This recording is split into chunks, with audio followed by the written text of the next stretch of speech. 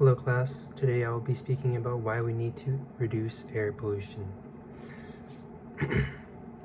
So if you were to ask a person on the street whether they want their child to be protected or not, most of course would respond that they want their child to be protected or healthy, right? In fact, many parents go to great lengths to protect their children.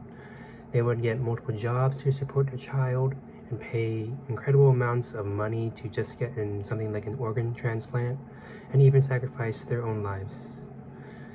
With that being said, why is it that as a society we do not take air pollution more seriously? While air pollution may not come in the form of a disease or a life-threatening wound, it can still be just as deadly. According to the World Health Organization, exposure to air pollution can lead to respiratory infections, heart disease, and lung cancer. In this short clip from the World Health Organization, you can see the effect of air pollution on the human body. Its deadliest weapons are invisible, poisonous particles that can be as small as a molecule. With every breath, they break through your lungs' protective barriers. There, they trigger inflammation as your system tries desperately to fight back. But these tiny intruders penetrate those defenses, lodging toxic compounds even deeper, sowing the seeds of cancer. They slide straight into your bloodstream, sabotaging your entire body. They inflame and constrict your blood. As you can see from that short clip, air pollution is completely invisible. Even if it is invisible, it can be still just as deadly. As a society, we need to put more emphasis on reducing air pollution, and not just for ourselves, but also for the environment that we live in and many others will live in. Air pollution has only become so much of a problem because of the large amount of burning of fossil fuels that we are doing. Burning of fossil fuels can be things such as driving your car, power plants use fossil fuels, planes and ships. According to the Environmental Protection Agency, about 68 million tons of air pollution were released into the atmosphere of the United States during the year 2020. This caused a number of consequences, including the formation of ozone, visual impairment, and the deposition of acids. Air pollution not only has an adverse effect on humans, it also has a huge impact on the environment that we live in. Air pollution can cause very devastating things such as acid rain, ozone depletion, and global climate change.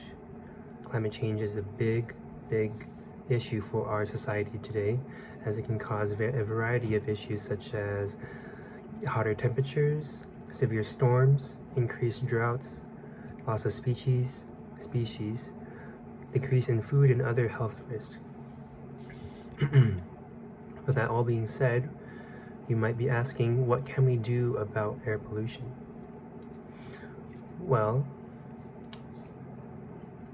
it may be impossible for us to completely get rid of fossil fuels, as we rely on it so much to the point that if we were to take it away, our society would collapse. However, that does not mean that we can slowly progress away from the use of fossil fuels and into using an alternative energy source such as electricity. So one example that would be a car that instead of running on gas or diesel, it can run on electricity. And those cars already exist today, such as Tesla cars.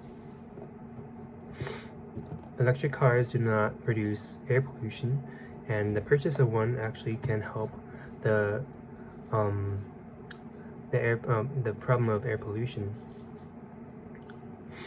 Electric cars are slowly starting to get more and more popular as a number of people are becoming aware of the problem that air pollution is posing to us humans. And it has been said by the World Health Organization that 91% of the entire population lives in an area that has an increased amount of air pollution, which can be detrimental to our health. So we can reduce that number if we are willing to make a change for our health and as well as the health of our surroundings. And I want you to try to imagine a world that doesn't have to rely on fossil fuels. A world that we can be able to see the stars, because the air pollution can block the stars in the sky because of the smog. People in poorer countries would not have to live in fear from just simply breathing, because they would risk their health by breathing in the smog. And we can work towards a future like that, where air pollution is no longer a problem, if we can come together as a society and try to put a stop to air pollution and burning of fossil fuels. So as I'm drawing near to my conclusion, I would just like to rewind and summarize what I had just talked about. Air pollution is a big problem in the world that we live in, and is unfortunately not taken seriously by many people due to the fact that they physically cannot see air pollution. However, what we can see are the people that are dying from lung cancer, the people that are dying from heart disease, and the people that are suffering from respiratory infections. And because of the fact that we are neglecting the number of fossil fuels that we are burning, we are allowing the earth to be contaminated with air pollution. We are also seeing changes in our environment, such as climate change, acid rain, ozone depletion. And while we cannot immediately get rid of fossil fuels, we can still work towards using an alternative energy source that isn't detrimental to our atmosphere that we live in and breathe in. Even as students who may not have the money to buy an electric car, we can still make a change by not using our cars as often. We can use our bikes or simply walk to places that aren't too far. And we can use tools and vehicles that don't require gas or diesel, such as using a lawnmower. Instead of using a lawnmower, you can use something else that doesn't require gas or diesel. So, and if we actively just try to change our ways, we can make a better environment for us and the children that we live in. And that is all. I hope you have been persuaded to try and reduce the amount of air pollution that we have in our world today.